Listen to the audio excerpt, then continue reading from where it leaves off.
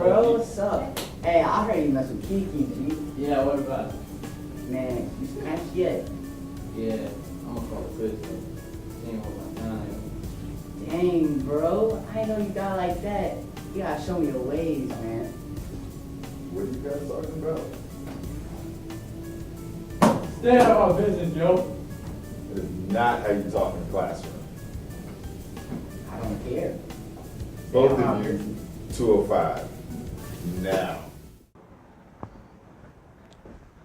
What you just saw is the failure to code switch. Code switching and proper behavior are two things needed everywhere, especially in the classroom. Those who are more capable of code switching between being a rowdy student and a polite one can, 1, avoid getting in trouble, 2, avoid a severe punishment when in trouble, and 3, have a better chance of being successful in life. Now we will show a scene where code switching and proper behavior are exercised. So yeah, she's like, why you living on the Chick-fil-A? You know, Chick-fil-A.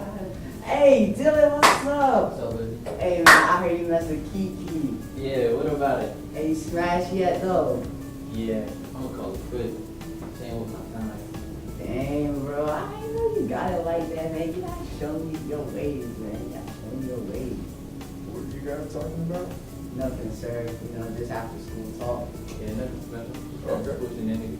All right, well, as long as we leave after school for after school, then I'll let it slide this time. Yes, sir. People code switch so that they can address different audiences. If you are a professional and you're talking to another professional, you want to speak a certain way. But if you are talking to your peers, then you might change the way you speak.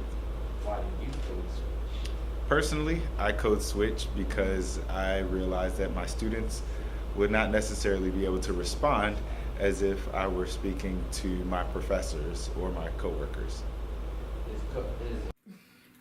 In my definition, code switching is where you may speak a certain way with a certain group of people, and then with another group you may speak another way. For example, with your friends you may use slang, but with your co-workers or people at professional people or your teachers you may speak differently, more professional.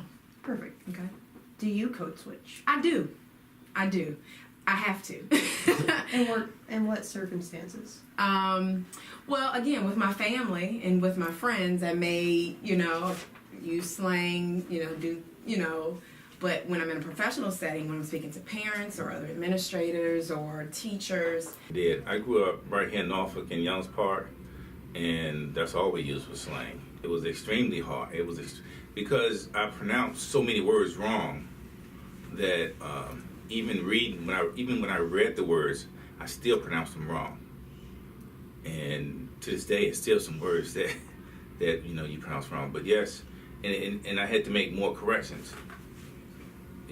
Throughout my career was words and slang and all that stuff. But yes. Sometimes the inability to code switch can lead to consequences. A lot of times you do need that slang to connect. And you can see in their eyes when you connect. If they see that you're using the slang that they're using, they'll talk to you a lot more and they'll be more open.